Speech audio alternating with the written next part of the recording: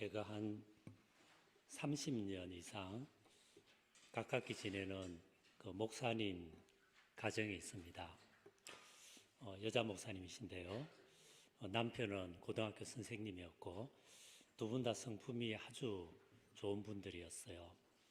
저희 가정보다는 한 3살, 4살 정도 적었는데 그래서 나이 관계없이 친구처럼 평생을 같이 지내는 분들입니다. 근데 이분들이 이제 아이에 대한 욕심이 많았어요. 결혼 초부터 아이는 한 3명은 낳아야겠다. 그 중에 첫째는 딸이면 좋겠다. 그러고 있었습니다. 근데 아이가 안 생겼어요. 그래서 한 3년 정도 간절히 기도하면서 아이를 기다렸는데 마침내 이 여자 목사님이, 그때는 전도사였어요. 저한테 와서 하는 말이, 목사님, 드디어 하나님이 우리 집안에 아이를 주셨습니다. 너무 잘 됐습니다. 축하합니다. 뭐랍니까? 아들이랍니까? 딸이랍니까? 이랬더니 딸이랍니다. 더 잘 됐네요. 원했던 딸이라서 더 잘 됐습니다. 그랬더니 이제 이분이 저를 가만히 쳐다보면서 하시는 말씀이, 그런데 목사님, 이번에 저희 집에 태어날 이 아이는 정상은 아니랍니다. 다운 신드롬, 몽골리즘이라는 있죠. 유전자 이상에서 생기는 다운 신드롬 아이가 태어날 것이랍니다. 그런 이야기예요. 여러분, 그 다운 신드롬 징후를 가진 아이는 외양이 거의 비슷해요. 백인이든 흑인이든 황인이든 얼굴이 동글동글합니다. 그리고 몸이 많이 약하고 심장도 약해서 그렇게 오래 잘 살지를 못해요. 거기다 이제 지능이 많이 낮죠. 그래서 이제 이 다운 신드롬을 가진 아이를 키우는 부모님들이 참 많이 걱정하면서, 내가 죽고 나면 저것도 어떡하나, 그런 걱정을 많이 받기 때문에 제가 할 말을 잊었습니다. 여러분, 왜 이런 일이 일어날까요? 이분들은 정말 신실한 하나님의 사람들이었습니다. 또 아이가 태어나면 정말 좋은 부모가 될 수 있는 분들이었어요. 그런데 이런 집안에 결코 치유될 수 없는 이 불치의 아이가 태어나는 거죠. 우리는 하나님께서 우리를 사랑하셔서 우리에게 좋은 것을 주시기를 원한다고 배웁니다. 그러나 인생에는 때로 이해하기 어려운 문제들이 생기죠. 갑자기 큰 병이 걸리기도 하고, 교통사고가 나기도 하고, 사업에 실패도 하고, 자녀가 엇길로 나가기도 합니다. 이럴 때 우리는 하나님은 내가 원하는 대로 행하시지 않는다는 것을 알게 되죠. 하나님의 길은 우리 길과 다르고 하나님의 생각은 우리 생각과 다릅니다. 여러분, 마이크 괜찮아요? 저는 막 자꾸 하우링이 생겨서, 자, 그럼 무시하고 계속하겠습니다. 그때 이제 우리 마음속에는 왜 이렇습니까? 하나님 꼭 이렇게 해야 돼요? 왜 이런 일이 있어요? 하나님 혹시 실수하신 거 아니에요? 이런 생각이 들 수 있는 거죠. 오늘 우리가 읽은 이사야서 말씀이 바로 이 왜 이렇습니까? 라는 질문에 대한 하나의 답변입니다. 기원전 587년, 예, 좋아요. 바벨론 군대는 남유대를 침공해서 멸망시킵니다. 예루살렘 성이 해파되고 성전이 무너지고 이스라엘 백성들은 수말리 떨어진 바벨론 땅의 포로로 끌려갑니다. 바빌론 제국은 인류 역사에서 가장 잔혹하고 사나운 제국으로 알려져 있어요. 이런 사나운 제국 밑에서 압제 아래서 살아가는 눈물의 고통의 세월 70년이 지나갑니다. 그런데 이 포로기의 이스라엘 백성을 특별히 힘들게 했던 것이 이 왜 이렇습니까? 라는 질문이었어요. 우리는 하나님 언약의 백성 아닌가?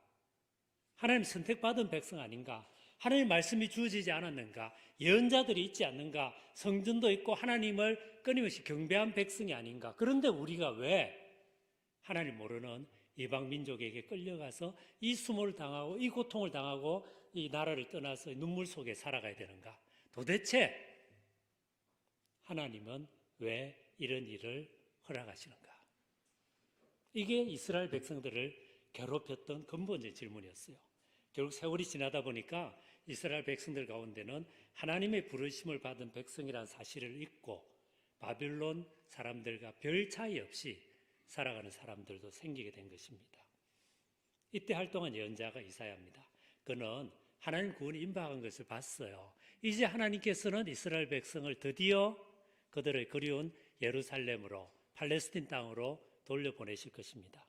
그러나 가도 하나님의 백성으로 준비가 되어야만 하나님의 백성답게 살 수 있기 때문에 이들을 하나님의 백성으로 다시 준비시키는 것이 하나님 앞에 자기의 소명인 것을 이사야는 확인합니다.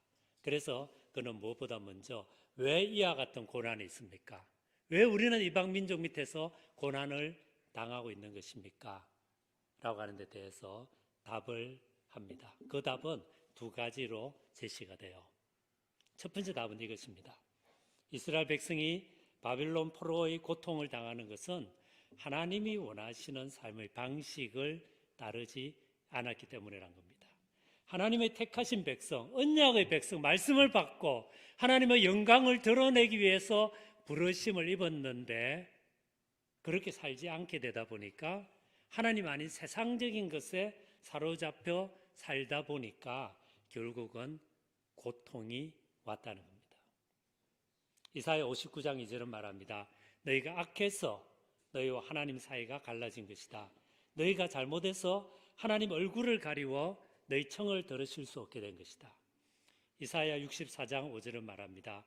주님께서 진노하신 것은 우리가 오랫동안 죄를 지었기 때문입니다. 여러분, 고난은, 고통은, 어려움은, 인생의 아픔은 왜 일어날까요? 많은 경우 고통은 우리의 잘못된 삶에서 찾아옵니다. 자연계, 자연법칙이 있잖아요. 불은 위로 타오릅니다. 물은 위에서 밑으로 떨어집니다. 그렇듯이 어떤 도덕의 세계, 윤리의 세계, 영적인 세계에도 하나님 정하신 법칙이 있어요. 이걸 깨고 나면은 어려운 문제가 생기는 것입니다. 여러분, 어떤 분들이 때로 이런 이야기를 하는 분들이 있어요. 내 인생은 왜 이리 힘들까? 나는 왜 이렇게 공고한 인생을 살아가고 있는가? 나는 왜 이렇게 외로운가? 내 주변에 왜 이렇게 나를 도와주고 나에게 힘을 줄 사람이 왜 이렇게 없는가? 이런 한탄하시는 분이 들어있어요. 물론 누구보다 어려운 환경 속에서 살아가는 분들이 있습니다. 그런가 하면 시대적으로도 어려운 시대가 있죠. 그러나 대체적으로 보면은, 전체적으로 보면은 한 사람이 당하는 고난의 크기는 거의 비슷해요. 그런데 어떤 경우는 사람들이 어렵지만 점점 삶이 아름답게 변화되어 가는 사람이 있습니다. 어떤 사람은 계속해서 어려움이 찾아와요. 왜 그럴까요? 물론 어려운 상황이 주어지는 경우도 있어요. 그걸 인정하고 나서도 그럼에도 불구하고 많은 부분에 보면은 결국은 현재 우리 삶은 지나온 삶의 결과의 총합이잖아요. 그래서 결국은 원인이 있기 때문에 어떤 결과가 있는 것입니다. 내가 살아온 잘못된 삶의 사고방식과 잘못된 삶의 방식이 현재의 나를 만드는 것입니다. 그래서 어려운 문제가 있는 거예요. 이건 우리 생활 속에서 곳곳에서 볼 수 있습니다. 1부 예배 때 제가 보울링 이야기를 했는데요. 2부 때는 좀 내용을 바꿔서 탁구 이야기를 해보십시다. 저는 중학교 3학년 때인가부터 탁구를 좀 쳤습니다. 그때가 어느 때냐면은 우리 연세 좀 드신 분은 기억할 거예요. 이에리사 그리고 정현숙 같은 탁구 선수가 사라예보라는 곳에서 탁구 이제 우승을 했어요. 그러면서 그것이 전국적으로 이제 탁구 열풍이 불어서 곳곳에서 탁구장이 생기고 그때 저도 이제 탁구를 시작했습니다. 열심히 쳤습니다. 중학교 때, 고등학교 때, 대학교 때. 신학대학원 가서도 탁구를 쳤어요. 상당히 잘 쳤다고 생각합니다. 다른 사람 그래 볼지 모르겠는데 저는 어쨌든 이렇게 즐겁게 쳤어요. 그러다가 한 15년 이상 탁구를 전혀 안 쳤죠. 그러다 얼마 전부터 이제 운동을 좀 다시 해야겠다. 뭐가 좋을까? 그래도 좀 해본 탁구를 하는 게 좋겠지 싶어서 했는데 안 돼요. 15년 동안 전혀 안 치다 보니까 라켓을 잡았는데 가장 기본적인 화도 안 돼요. 백도 안 돼요. 전에는 아주 편하게 했는데 안 돼요. 그래서 이제 잘 치는 사람한테 물었더니 그분들이 저를 보고 제가 한번 쳐보라 그래요. 그래서 쳤더니 폼이 엉망입니다. 라켓 잡는 것도 틀렸고 폼도 틀리고 스윙도 다 틀렸대요. 어떻게 해야 됩니까? 처음부터 다시 합시다. 처음부터 다시 합시다. 그래가지고 지금 폼 잡고 폼 배우고 있어요. 조금 나아지고 있어요. 한 열흘 됐거든요. 시작한 지. 조금 나아지고 있어요. 조금. 그러면서 제가 배우는 것은 이것입니다. 근데 이제 제가 이 폼을 신경 안 쓰면은 제 마음은 그렇지 않는데 공은 엉망으로 엉뚱한 데 날아가요. 무슨 이야기인지 아시겠어요?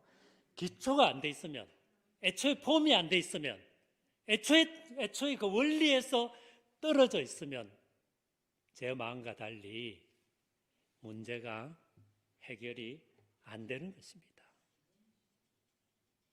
왜 인생이 힘든가? 왜 이렇게 내 삶은 고달픈가? 나는 왜 이렇게 외롭고 주변에 사람이 없는가? 나는 잘해주려고 하는데 나를 도와준 사람은 별로 없는가? 잘 생각해 볼 필요가 있어요. 진짜 그렇게 하고 있는가? 그 칼 융이라고 하는 유명한 심리학자가 있지 않습니까? 융이 그런 이야기를 합니다.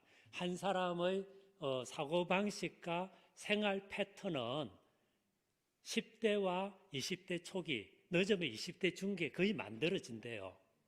그리고 그때부터 대부분의 사람들은 그렇게 만들어진 것을 가지고 평생을 살아가는 것입니다.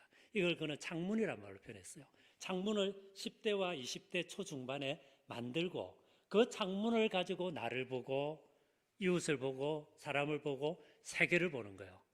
그런데 바뀌잖아요. 나도 바뀌고 시대도 바뀌고 상황도 바뀌는데 그럼 그때그때 그걸 수정해서 가야 되는데 이거 바꾸기가 쉽지 않으니까 그냥 계속하니까 똑같이 탁구를 쳐서 똑같은 스윙을 하니까 항상 공이 똑같이 나가는, 엉뚱한 데로 날아가는 그 모습이 있는 겁니다. 그래서 융은 말합니다. 대부분의 사람들은 그냥 청년기 때까지 만들어진 그 창문을 가지고 세상을 보고 자기를 보고 그렇게 살아간다. 그래서 인생이 힘들다. 그러나 극소수의 사람들은 끊임없이 이 창문을 매번 조금씩 수정하고 교정한다. 이런 사람은 성장한다. 이런 사람의 삶은 아름다워진다. 이런 사람의 삶은 나이가 들수록 성숙해진다. 이런 사람들의 삶은 원만해진다. 자기도 만족하고 주변의 사람들에게 선한 영향력을 미치고 그리고 마침내 그 인생은 행복하게 만족스러워하면서 끝을 맺는다. 그런 말 했어요. 그래서 우리는 습관화된 잘못된 삶의 사고방식과 생활 패턴이 나에게 어떤 것이 있는지 물어봐야 돼요. 그리고 쉽지 않지만 그것을 바꾸려고 해야 됩니다. 내 나이가 60인데 70인데 지금 뭘 바꿔? 아니요. 지금도 바꿀 수 있어요. 바꾸고 나면 더 좋아져요. 삶이 아름다워져요. 행복할 수 있어요. 더 나아가서 하나님이 기뻐하시는, 하나님이 인정하시는 삶을 살아갈 수 있어요. 그래서 9회 말 투아웃 만루 상황에서 홈런을 때릴 수도 있어요. 바꿔야 돼요. 어떻게 바꿀 것입니까? 일기를 써보는 것이 굉장히 좋은 방법입니다. 하루를 마치고 돌아보면서 나를 반성해 보는 거예요. 쓰면 정리가 됩니다. 일기 써보는 것. 나를 잘 아는 주변 사람에게 물어볼 수 있어요. 솔직히 말해주라. 내가 어떤 스타일을 내 말투나 행동에서 뭘 바꾸면 좋겠니? 물어볼 수 있어요. 그분이 정말 좋은 사람이라면 진지하게 물어보면 말해줄 것입니다. 더 좋은 것은 상담을 받아볼 수 있어요. 여러분, 약한 사람, 문제가 있는 사람이 상담받는 게 아니에요. 건강한 사람, 성숙한 사람, 자기를 객관적으로 바라볼 용기를 가진 사람이 상담을 받을 수 있습니다. 누구나 상담받아야 돼요. 왜냐하면 자기 문제는 잘 안 보여요. 옆에 있는 사람이 보여요. 상담받는 거 좋습니다. 특별히 부부가 서로 그렇게 해줄 수 있다면 너무 좋을 것입니다. 그리고 특별히 우리 그리스도인에게 좋은 방법은 깊이 기도해 보는 것입니다. 찬송하고 뜨겁게 통성으로 기도한 다음에 마음이 하나님 은혜로 채워져서 기쁨이 있을 때 그때 조용히 묵상 기도로 들어가 보는 거예요. 하나님께 물어보는 것입니다. 나를 물어보는 것입니다. 교회사의 위대한 신학자이자 성인이 있던 성 아우구스티누스 이야기가 있잖아요. 그는 밤새 그런 기도를 했답니다. 하나님, 당신은 누구십니까? 그리고 당신 앞에 서 있는 나는 지금 누굽니까? 그러면서 하나님을 더 깊이 알고 나 자신을 더욱더 아는 가운데 그는 하나님 앞에서 거룩한 하나님의 사람이 됩니다. 이건 우리 일생 해가야 될 과제예요. 일생 해가야 될 과제예요. 칼 융은 그런 말 하죠. 40세 때까지는 성공을 향해서 살았다면 40 이후에는 성숙을 향해서 살라. 성공은 세상적으로 드러나는 건데 할 수도 있고 못할 수도 있겠죠. 그러나 성숙은 내 혼자 있어도 얼마든지 할 수 있어요. 죽을 때까지 성숙할 수 있어요. 죽을 때까지 아름다워질 수 있어요. 죽을 때까지 더 나은 사람이 될 수 있어요. 더 나은 사람, 하나님 인정하시는 더 나은 사람, 하나님 인정하시는 더 나은 사람, 나와 함께 평생을 살아온 아내가, 남편이, 혹은 자녀들이, 주변의 친구들이 너 점점 사람이 훌륭해진다. 무엇보다 하나님이 보시면서 너 참 괜찮아지는구나. 이런 사람 우리 될 수 있어요. 나이에 관계없이 될 수 있어요. 그리고 이건 인생의 과업입니다. 죽을 때까지 할 수 있어요. 세상적 성공은 못할 수 있어요. 그러나 성숙은 할 수 있어요. 성숙의 길을 걸어가는. 그래서 끊임없이 삶을 바꾸는 가운데 나 자신의 삶도 의미 있고 행복하고 주변에도 하나님이 원하시는 선한 영향력을 미쳐가는. 여러분 그런 삶 살고 싶지 않으세요? 그런 은혜가, 그런 축복이 있으시길 바랍니다. 그런데 이게 다는 아니에요. 이게 고통이 찾아오는 이유 하나입니다. 우리의 잘못된 삶의 방식, 죄된 삶의 방식, 잘못된 습관 때문에 하나예요. 그러나 그것만은 다 아니죠. 우리 고난과 아픔 속에는 우리 잘못된 삶의 방식이나 죄된 태도와 관계없이 오는 고통도 있죠. 2차 세계대전 중 600만 명의 유대인이란 이름 하나로 가스실에서 생체부실에서 죽어갔습니다. 거기에는 3살, 4살, 5살 꽃봉오리 같은 어린 아이들이 죽기도 했어요. 그 아이들이 자기들의 죄 때문에 그와 같은 고통을 당했다. 그렇게 말할 수는 없죠. 일본이 우리나라를 침탈하던 시절 17, 18 꽃다운 처녀아이들이 정신대란 이름으로 끌려가서 그 숱한 고통을 당하고 그리고 돌아와서도 삶을 제대로 살지 못하는 이제는 할머니가 되신 그분들을 보고 당신들의 죄 때문에 이런 일이 일어났다 이렇게 말하는 것은 너무나 야만스러운 말도 안 되는 이야기겠죠. 얼마 전에 이태원에서 154명 있죠. 그 어린 아이들이 그렇게 죽었어요. 지난 주일 예배 드릴 때까지 몰랐거든요. 집에 가보니까 그런 일이 있었다. 그게 그 애들의 죄 때문이다. 그들의 잘못이다. 이렇게 말할 수 없는 거죠. 잘못된 삶 때문에 생기는 고통 아닌 어려움, 아픔도 있는 것입니다. 어떤 분은 잘못된 수혈로 에이즈 환자가 되어버린 경우도 봤어요. 이런 분들이 그 죄 때문에 그랬다. 그래 말할 수는 없는 겁니다. 여기서 이사야는 고난이 일어나는 두 번째 이유를 말합니다. 모든 고난이 그런 것은 아니지만 어떤 고난은 사람을 살리고 그 자신도 살리고 세상도 살리고 하나님 뜻을 이루기 위해서 일어나는 고난도 있다는 것입니다. 1953년 어느 아침 미국의 흑인 목사 한 분이 전보를 받습니다. 아틀랜타에 살고 있는 하나밖에 없는 여동생이 굉장히 지금 위독해서 오빠 보고 싶으니까 죽기 전에 오빠 한번 보고 싶어 하니까 빨리 와주십시오라고 하는 그 여동생의 남편이 보낸 전보예요. 그래서 이제 여동생 만나기 위해서 이 목사님이 기차를 타고 가다가 기차 어느 간이역에 섰습니다. 물과 석탄을 넣고 그리고 승객들은 잠시 쉬고 하는 시간에 목사님이 화장실을 가고 싶어서 나갔더니 그때만 해도 흑백 차별이 심해서 흑인들이 갈 수 있는 화장실은 역사에 없어요. 한참 떨어진 곳에 있습니다. 거기까지 갔다가 오니까 기차는 떠났고, 그리고 이제 터미널에는 거기에는 이제 불량해 보이는 백인 청년 6명이 있는 거예요. 목사님이 굉장히 신변에 불안을 느껴서 다음 기차 기다리는 걸 포기하고 철로를 따라서 그냥 걸어가서 다음 이제 여기에서 타려고 하는데 백인 청년들이 둘러쌉니다. 그러면서 칼을 끄집어내고 권총을 끄집어내면서 금둥아, 너 수상한 놈 같다. 우리 마을에 나쁜 짓 하러 왔지? 아니요, 나는 수상한 사람 아닙니다. 나는 목사입니다. 여동생이 아파서 가다가 기차를 놓쳤습니다. 여기 나의 성경이 있습니다. 그러나 그 불량한 백인 청년들은 그 말을 무시해버리고 너 나쁜 놈 틀림없다.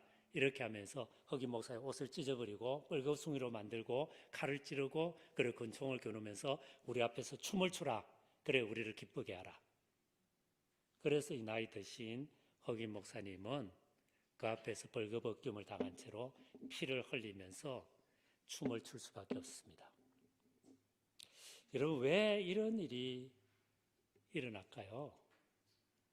하나님 왜 이럴 때 침묵하시죠? 하나님 이 세계에 정의와 생명을 심어가길 원한다면 하나님의 사람이 이런 수모를 당할 때 막아주셔야 되지 않아요? 성경 보니까 하늘에서 불이 내려오기도 하고 때로는 땅이 착 갈라지기도 하던데 뭐 그게 좀 그렇다면은 경찰이라도 마침 있어서 이런 일을 못하도록 막아야 되지 않아요? 그런데 이 목사님은 그 자리에서 그 수모를 당하면서 춤을 출 수밖에 없습니다. 왜 그랬을까요? 여기서 우리가 기억해야 될 것은 하나님은 일하시지만 하나님의 방법은 우리 방법과 다르다는 겁니다. 오늘 우리가 읽었던 이사야서 말씀이 이렇게 이야기합니다. 여호와께서 세우신 종을 보라. 저는 여호와께서 보내신 일을 할 것이다. 그러나 그는 길거리에 목소리를 크게 하지 않는다. 큰 소리를 외치지 않는다. 그러니까 그 소리는 잘 들리지 않는다. 그러나 그는 하나님의 공의를, 하나님의 정의를, 하나님의 다스리심을, 하나님의 나라를 이루어 갈 것이다. 그렇게 이야기를 합니다. 하나님이 일하십니다. 그러나 하나님은 하나님의 방법을 하십니다. 그래서 우리는 때로 답답합니다. 그러나 하나님이 하나님의 방법을 하니까 우리의 구원이 있는 것입니다. 오늘 말씀에서 하나님은 상한 갈 때 꺾지 않는다. 꺼져가는 등불 끄지 않으신다. 그러나 세상의 공의를 이루어 가신다. 이렇게 이야기합니다. 여러분, 갈 때는 귀하지 않죠. 어디에도 피어 있습니다. 사람들이 보면서 쳐다보고 그냥 지나갈 뿐입니다. 그것을 소중하게 여겨서 집에 갖고 와서 애지중지 모셔두는 사람은 없을 것입니다. 그런데 그 갈대인데도 특별히 상한 갈대, 그렇게 별 볼 일이 없는 갈대인데도 상했어요. 더욱더 소중하지 않습니다. 꺼져가는 등불. 여러분, 등불이 불이 날 때는 하나지만은 그게 기름을 다해서 이제 쓰러져 갑니다. 꺼져 갑니다. 그럼 뭡니까? 밝지 않죠. 끄름만 가득합니다. 그러면은 더 이상 사람들이 가치 없이 여기서 덮어버립니다. 상한 갈 때 꺼져가는 등불. 별 볼 일 없는 것들이에요. 가치 없는 것들이에요. 의미 있다고 여기지 않습니다. 저는 여기서 이 상한 갈 때라는 단어에서 오늘을 살아가는 우리 청년들을 한번 생각을 해봅니다. 어느 시대보다도 어느 때보다도 열심히 청년들이 스펙을 쌓고 어느 시대보다도 교육 수준이 높고 어느 시대보다도 좋은 학교 들어가고 취업하기 위해서 애를 쓰지만 기회가 별로 없어서 힘들어하는, 그래서 청년들이 좌절하면서 헬조선이란 말도 쓰고 불바다 반도란 말도 쓰고 이생망, 이번 생은 망했다, 그런 이야기를 하는 청년들의 좌절을 볼 때, 그 아픔을 볼 때 저는 갈 때, 연약한 갈 때, 제대로 피어서 꽃을 피우고 달빛 밭에 그 햇빛 안에 그 아름답게 잠시 피우지도 못한 상한 갈 때 청년들의 모습을 생각을 해봅니다. 저도 이 청년기에 다 접어든 아들 셋이 있잖아요. 이 아이들이 살아갈 세상은 어떤 세상일까? 제가 살아온 세상은 가난했습니다. 어려웠습니다. 그러나 한국 경제는 성장하고 있었습니다. 뭔가 희망이 있었습니다. 열심히 노력만 하면은 미래는 더 좋아질 것이라는 꿈이 있었습니다. 그러나 요즘 시대는 뭡니까? 저성장 시대, 노력해도 현재 상태를 유지하기가 결코 쉽지 않을 것 같은, 이게 한국 상황만이 아니라 전 세계적인 문제잖아요. 이 속에서 청년들의 모습을 보면서, 그 가운데 힘들어하는 청년들을 보면서 상황 갈 때 같다, 그런 생각이 듭니다.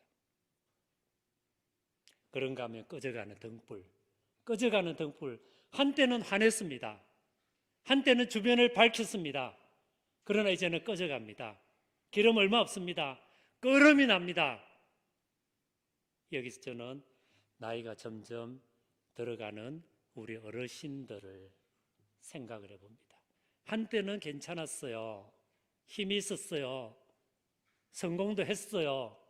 인생에 보람도 있었어요. 희망도 있었어요. 어떤 성취도 있었어요. 그러나 이제는 몸도 약해지고 나이도 들고 주름살이 얼굴에 있고 점도 생기고 여기도 아프고 저기도 아프고 찾아오는 사람도 별로 없고 인생에 희망이 별로 없다. 저도 이제 나이가 들어가니까 그 느낌이 있어요. 얼마 전에 저보다 나이가 조금 많이 젊은 목사님 한 분을 만났는데 뭐 편하게 이야기하는 사이예요. 이분이 저보고 농담 삼아 이런 말 합니다. 교수님, 은퇴가 얼마 안 남았죠? 한 2년 남았습니다. 목사님, 은퇴 목사님의 애창가가 뭔지 아십니까? 뭔데요? 이랬더니 이분이 동무생각입니다. 해는 져서 어두운데 찾아오는 사람 없어. 밝은 날만 쳐다보니 눈물만 흐른다. 이런 가곡 있죠? 그게 목사님, 그 은퇴 목사님들의 애창곡인가 아세요? 이러면서 저보다 좀 젊은 목사님이 농담 삼아 그렇게 해요. 그래서 그럴 법하다, 그런 생각을 했습니다. 근데 저는 뭐 개인적으로 괜찮아요. 오히려 돌아보면 아쉽고 안타깝고 죄송한 면도 많지만 또 감사함이 참 많아요. 어쨌든 늙어가면서 인생의 기회가 거의 사라졌고 이제는 별로 여러모로 안타깝다 라는 생각을 할 때 여기서 우리는 꺼져가는 등불을 봅니다. 그렇다면 결국 여러분 뭡니까? 상황 갈 때든지 꺼져가는 등불이든지 우리죠. 연약한 우리예요. 부족한 우리예요. 지혜가 없는 우리예요. 믿음이 별로 없는 우리예요. 그러나 오늘 말씀 뭐라고 말합니까? 이런 상황 갈 때 갖고 꺼져가는 등불 갖고 실패했고 개인적으로도 가정적으로도 교회적으로도 실패가 있지만 그러나 하나님은 그런 상황 갈 때 꺼져가는 등불을 들어서 세상에 하나님의 공의, 하나님의 다스리심을 이루어 가시는 분이란 거예요. 우리를 통해서 다시 세상의 아픔과 눈물과 절망을 치유하시는 분이라는 것입니다. 바로 이렇기 때문에 우리에게 소망이 있습니다. 우리의 방법이 아니라 하나님의 방법이기 때문에, 우리의 생각이 아니라 하나님의 뜻이 이루어지기 때문에 그래도 소망이 있는 거예요. 여러분, 우리의 뜻이 다 이루어지면 좋겠죠. 내가 원하는 대로 이루어지면 좋겠죠. 그게 안 이루어져서 힘들죠. 그러나 막상 그게 다 이루어진다고 보십시오. 세상은 어떤 세상이 되겠습니까? 그런 세상이 살만한 세상이겠습니까? 좋은 세상이겠습니까? 모든 사람들이 자기 뜻이 이루어지는 세상, 그런 세상, 인간의 유한성과 제한성, 제약이 드러난 그런 세상이 과연 좋은 세상이겠습니까? 생각해 보세요. 하나님의 뜻이, 하나님의 다스림이 그래도 그 속에서 있기 때문에 그래도 희망이 있는 것입니다. 제가 설교의 선물에 말씀드렸던 그 여자 목사님 가정 이야기를 좀 더 드리려고 합니다. 의사들 중에는 아이가 다운 신드롬일 뿐 아니라 이미 사지가 뒤틀려서 세상에 태어날 수 있다. 그래서 평생 한 번도 못 일어나 보고 평생 누워 있을 수도 있으니 그냥 낙태를 하는 게 어떠냐, 이런 권면을 하는 분이 또 있었습니다. 그 말을 들을 때마다 이 목사님 가정이 너무너무 힘들어하고 슬퍼했죠. 내 아이가 세상에 태어나면 이 아이를 보는 세상의 시선은 이렇겠구나. 이 아이가 이 슬픔 속에 살아가겠구나. 우리도 이 아이와 함께 그 슬픔을 견뎌야겠구나. 많이 힘들었습니다. 그러나 기도하는 가운데 하나님이 주신 생명 아니냐. 하나님이 우리 가정에 맡긴 주신 선물 아니냐. 그렇다면 받는 것이 신앙인의 태도다. 그렇게 해서 아이를 낳기로 했고 아이가 태어났습니다. 태어나 보니 다행히 사진은 멀쩡했어요. 그런데 역시 다운 신드롬이었습니다. 아이가 발육이 느립니다. 몸이 약합니다. 눈 맞춤도 한참 늦습니다. 옹알이도 잘 못합니다. 2살, 3살이 되어도 잘 못 일어나 걷습니다. 그 시어머니 되신 분이 아이를 어떻게 하든지 좀 잘 키워보려고 이제 2살 아이를 데리고 가서 하루에 7시간씩, 8시간씩 교육을 시켜요. 말도 시키고, 책도 읽어주고, 음악도 틀어주고 하는데 역시 보통 아이처럼 자라지는 못합니다. 그러다 보니까 교회 안에서 남의 말을 좀 쉽게 하시는 분들이 뭐 이런 말을 하기도 했죠. 어떻게 저 전도사님 가정에서 저런 아이가 태어났나? 얼마나 기도를 안 했길래 저럴까? 숨은 어떤 죄가 있기 때문에 저런 어려움을 당한 것이 아닐까? 이런 이야기를 했습니다. 그때보다 마음이 얼마나 어떻겠어요? 눈물을 깊이 흘리고 아파하고 어떤 그것이 있었죠. 그런데 이제 저는 그리고 이제 유학을 떠났고 공부를 마치고 돌아와서 이 가정에 이제 같이 식사를 하는데 그때 여자 목사님이 그런 말이에요. 근데 목사님 그거 아세요? 이 아이를 키우면서 제가 너무나 놀랍게 변화됐습니다. 이 연약한 아이, 이 부족한 아이, 사람들은 별로 소중하다고 여기지 않는 이 아이를 사랑하면서 엄마로서 아빠로서 이 아이를 돌보면서 저는 이처럼 연약하고 이처럼 부족하고 이처럼 믿음이 없고 이처럼 하나님 말씀을 늦게 깨닫고 이처럼 순종도 잘 못하는 나를 하나님이 그런 마음으로 사랑하시겠구나 하는 걸 깨달았습니다. 이 아이를 아프게 사랑하며 키우면서 나를 향한 우리 가정을 향한 하나님의 아픈 사랑을 저는 절절히 느꼈습니다. 그러더라고요. 그리고 또한 하나님이 우리 교인들을 그렇게 사랑하시겠구나. 교인들을 보면 연약하고 부족하고 아프고 신앙도 별로 없고 그럼에도 불구하고 하나님이 이 교인들을 그렇게 한 분 한 분 내가 우리 아이 사랑하듯이 사랑하시겠구나. 그렇게 소중히 여기겠구나. 그리고 연약하지만 부족하지만 약점이 많지만 이 공동체를 그렇게 사랑하시겠구나 하는 걸 깨달아서 목사님 외람되지만 제가 설교가 좀 달라졌습니다. 신방이 좀 달라졌습니다. 교인들과 대화할 때 교인들을 깊이 아파하면서 느끼게 됐습니다. 그래서 이 아이는 인간적으로 보면은 키우는 것이 쉽지는 않지만 또한 하나님의 선물입니다. 하나님의 축복입니다. 이 아이 때문에 저희들은 좀 더 그리스도인이 됐습니다. 그런 이야기를 해요. 그리고 이제 저도 그 아이를 보면서 한 7살, 8살 때 다시 봤거든요. 우리 첫째 아이랑 나이가 같아요. 같이 컸어요, 어릴 때. 같은 교회에 있었기 때문에. 아이가 이제 목사님 인사드려야지 이랬더니 이 여자아이가 와갖고 가슴에 푹 안기는데 너무너무 사랑스러워요. 여러분 그거 아시나요? 다운 신드롬 정후를 가진 아이들은 지능은 떨어져요. 그런데 정서는 일반인보다 훨씬 발달되어 있습니다. 그래서 기쁨도 많이 느끼고 슬픔도 많이 느끼고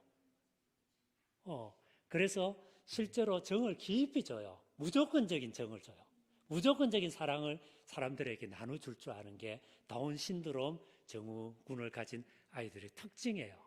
그래서 아이가 저를 탁 안아주는데 저도 아이를 탁 안는데 얼마나 사랑스러운지 얼마나 이쁜지 제가 부모한테 애가 너무 이뻐요. 너무 사랑스러워요. 그랬더니 그분들이 하는 말이 그렇죠.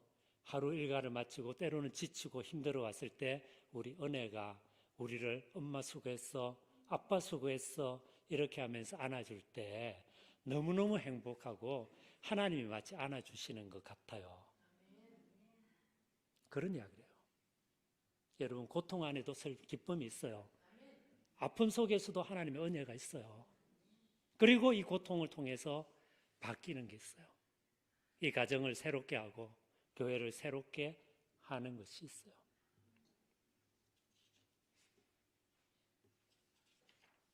(1953년) 어느 날 아침 미국 조지아주의 조그만 역에서 강제로 춤을 춰야 했던 흑인 목사님은 그때 어떻게 됐을까요?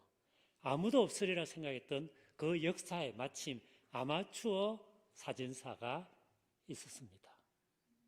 백인들 앞에서 벌거벗겨온 채로 피를 흘리면서 춤을 추고 있는 그 흑인 목사님의 사진을 찍었어요. 그걸 지역신문사에 보냈어요. 지역신문사가 그것을 이제 실었습니다. 사람들이 그 사진을 보면서 양심적인 백인들은 이건 아니지 않느냐 라고 가책을 느꼈고, 흑인들은 분노하고 흥분하기 시작했습니다. 사람들이 그 사진을 복사했고 친구에게, 친척들에게 보냈고 곧 미국 전역에 알려졌습니다. 그리고 이 사건이 얼마 후에 있었던 마틴 루터 킹 주니어 목사님을 중심한 1950년대 말과 60년대 초반의 미국 흑인 민권 운동을 시작시키는 가장 중요한 사건의 하나가 됐습니다. 마틴 루터 킹 목사님의 흑인 민권 운동 아시잖아요. 흑인도 하나님의 아들, 딸입니다. 백인도 하나님의 아들, 딸들입니다. 모든 인간은 동등합니다. 모든 인간은 하나님 앞에서 소중합니다. 모든 인간은 똑같이 존중받을 수 있습니다. 그리고 이 미국이 하나님의 축복을 받고 은혜를 받을 수 있는 것은 이 인종차별이 극복될 때 그렇게 될 수 있습니다. 그 이야기 한 거잖아요. 그리고 마침내 그 운동의 거의 정점이라고 할 수 있는 워싱턴까지 행진하고 마침내 워싱턴 광장에서 마틴 루터 킹 주니어 목사님은 저 유명한 설교를 하죠. I have a dream. 나는 꿈이 있습니다. 설교가 끊임없이 한 달락 끝에 I have a dream 이렇게 하면 계속돼요. 아주 명문이에요. 인터넷 찾아보면 있습니다. 영어로도 있고 우리말 번역도 있을 거예요. 한번 보십시오. 그 내용 이런 것이죠. 나는 꿈이 있습니다. 내가 태어나서 자란 조지아주 언덕에 나의 흑인 아이들과 그 친구 백인 아이들이 같이 손에 손을 잡고 친구가 되어서 웃으면서 뛰놀고 하나님을 찬양하는 그런 날이, 그런 미국이, 그런 나의 조국이 되는 꿈이 있습니다. 그날이 되면은 피부 빛깔이 아니라, 인종이 아니라, 사회적 신분이 아니라 그 사람이 가진 인격과 실력에 따라 사람이 평가되는 그런 미국, 그런 사회가 되는 그런 날이 되는 I have a dream. 나는 꿈을 가지고 있습니다. 그런 이야기예요. 물론 마틴 루터 킹 목사님은 얼마 후에 이제 암살을 당해서 죽습니다. 그리고 흑인 민권운동은 여러 가지 어려움을 당했습니다. 그리고 지금도 여전히 미국 안에 흑백 차별이 있습니다. 그럼에도 불구하고 마틴 루터 킹 같은 꿈을 꾼 사람이 있었기 때문에 신앙에 기반한 사회변혁운동, 예수의 하나님 나라 운동의 비전에 붙잡혀서 좀 더 나은 세상을 꿈꾸고 싶어 했던, 만들고 싶어 했던 그런 사람들이 있었기 때문에 그나마 세상이 여기까지 온 거예요. 그리고 그와 같은 운동을 일으키는 가장 중요한 사건이 이 흑인 목사님의 개인적으로는 수치스러운, 부끄러운 고난의 사건을 통해서 결국은 하나님 나라가, 하나님의 통치가, 하나님의 공의가 이루어지는 것입니다. 하나님은 오늘도 일하십니다. 그러나 그 목소리를 크게 하지 않습니다. 길거리에 들리게 하지 않습니다. 그리고 우리는 잘 못 듣습니다. 그래서 그런 거 없다는 생각이 듭니다. 실망도 합니다. 이럴 수가 있습니까? 생각합니다. 인간이니까 당연히 그런 생각이 들죠. 그러나 하나님은 그 가운데 조용히 일하십니다. 상한 갈 때 꺾지 않습니다. 꺼져가는 등불 끄지 않습니다. 연약한 우리, 마음 상처 입은 청년들, 나이 들어가는 우리 노년들, 우리 연약한 우리를 통해서 하나님은 마침내 당신의 거룩한 뜻을 이 땅에 이루어 가십니다. 그리고 하나님의 방법으로, 하나님 때에 하나님의 방법으로 이 일을 이루어 가시기 때문에 우리에게는 희망이 있어요. 우리 인생에는 아직 소망이 남아 있습니다. 새롭게 될 수 있습니다. 변화될 수 있습니다. 우리 가정도 새롭게 될 수 있습니다. 우리 자녀들도 새롭게 될 수 있습니다. 교회도 그리고 한국 사회도 새롭게 될 수 있습니다. 세계에는 여전히 어둠이 있고 고통이 있지만 그럼에도 불구하고 하나님이 인도하시기 때문에 희망이 있습니다. 그거 붙잡는 게 여러분 신앙이에요. 그거 고백하면서 오늘을 살아가는 것이 그리스도인입니다. 그러니 여러분, 지금 희망하고 노력하는 일이 속히 이루어지지 않는다 하더라도 너무 낙담하지 마시기 바랍니다. 때가 이르면 이룰 것입니다. 대신 자신을 살피고 잘못된 것이 있다면, 바꿔야 될 것이 있다면, 잘못된 폼으로 계속 공을 쳐서 탁구공이 날아가고 있다면 쉽지는 않지만 나 자신을 돌아보고 바꾸시는, 그래서 점점 더 성숙의 길을 걸어가는 축복이 있으시기 바랍니다. 하지만 그 일이 하나님 앞에서 마땅히 해야 될 일이라면 믿음을 가지고 하던 일을 계속 열심히 해나가십시다. 우리 삶에는 마땅히 해야 될 과업들이 있잖아요. 생업에 종사하는 일, 부모가 되면 자녀가 있다면 자녀를 키우는 일, 결혼생활을 하고 있다면 서로에게 충실한 일, 믿음을 지키고 교회를 세워가는 일, 복음을 전하는 일, 선교하는 일, 하나님 나라를 이 땅에 심어가는 일, 시민으로서 좀 더 나은 사회, 좀 더 나은 나라를 만들어가는 일. 그 무엇도, 그 어떤 것도 쉬운 것은 없습니다. 그러나 하나님을 믿고 신뢰하고 기도하면서 노력해가면 때가 되면 우리는 그 열매 일부를 보고 기뻐할 것입니다. 성경은 말합니다. 우리가 선을 행하되 낙심하지 말지니, 선을 행하되 낙심하지 말지니 때가 이르면 거두리라. 우리가 선을 행하되 낙심하지 말지니 때가 이르면 거두리라. 어쩌면 우리 일생 끝까지 못 볼 수도 있어요. 어떤 것은 우리 수고 열매를 못 볼 수도 있어요. 그러나 하나님이 때때로 반짝반짝 빛나는 은혜를 주십니다. 그러면 감사하고 또 안 보이면 인내하고 그러면서 걸어가는 거예요. 그러면 성숙해 가는 거예요. 좀 더 나은 사람이 돼가는 거예요. 좀 더 어른이 돼가는 거예요. 좀 더 선한 영향력을 미치는 사람이 되어가는 거예요. 그리고 마침내 부르실 때가 되면 나 자신의 삶을 주님께 맡기고 돌아가고 그러면 이제 주님 품에서 우리 삶의 수고를 언젠가는 보면서 기뻐하겠죠. 하나님은 우리와 다릅니다. 그 뜻은 우리 뜻과 다르고 그 길은 우리 길과 다릅니다. 그는 외치지 않습니다. 그 목소리를 높이지 않습니다. 그 목소리를 길가에 들리지 않게 합니다. 그는 상한 갈대 꺾지 않습니다. 꺼져가는 등불 끄지 않습니다. 그러나 하나님의 방법으로 하나님의 때에 그 일을 이루십니다. 그래서 우리에게는 소망이 있습니다. 이 소망 갖고 믿음의 길을 같이 또 잘 걸어가 보십시다. 그러므로 형제들아 경고하며 흔들리지 말며 더욱 주의 일에 힘쓰는 자들이 되라. 이는 주께서 가까우심이니라. 그러므로 형제들아 경고하며 흔들리지 말며 더욱 주의 일에 힘쓰는 자들이 되라. 이는 주께서 가까우시기 때문입니다. 주님께서 우리를 이 말씀을 따라 축복해 주시기를 원합니다. 같이 기도하겠습니다.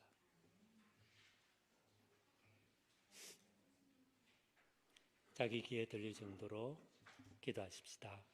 주님, 인생에 개인적으로든 가정적으로든 교회적으로든 사회적으로 어려움이 있을 때 돌아보게 없어서 바꿀 것을 발견하고 바꾸게 없어서 좀 더 나은 사람이 되는 성숙한 사람이 되는 것을 인생의 목표로 삼고 이 나이에도 노력하게 하옵소서.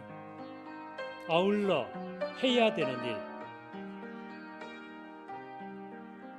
그 일 쉽지는 않으나 잘 감당하여 주님께 칭찬받는 사람이 되게 하여 주옵소서. 자기 귀에 들릴 정도로 기도하겠습니다.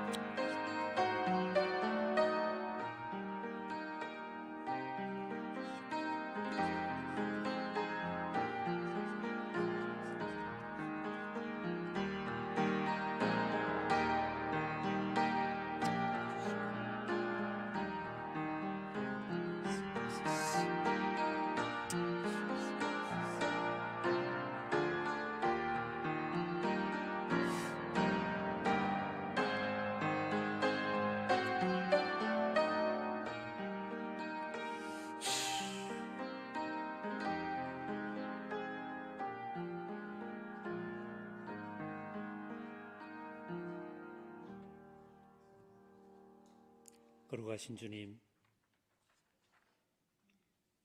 인생이 화창할 때 하나님을 찬양하게 하시고 인생의 비가 내리고 어둠이 찾아올 때 그 어려움 속에서 우리 한 명 한 명의 삶을 돌아보고 조금 더 순수하고 순결하고 정직하고 착하고 좀 더 나은 사람이 되도록 우리 인생의 방향을 교정하는 은혜를 주옵소서.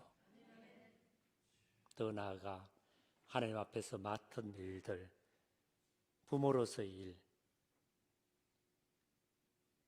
신앙인으로서의 일, 예수 그리스도의 제자로 부름받아서 우리에게 주어졌던 거룩한 가업들, 성령의 능력 주시는 안에서 잘 감당할 수 있도록 은혜를 다하여 주옵소서. 예수 그리스도 이름으로 기도드립니다.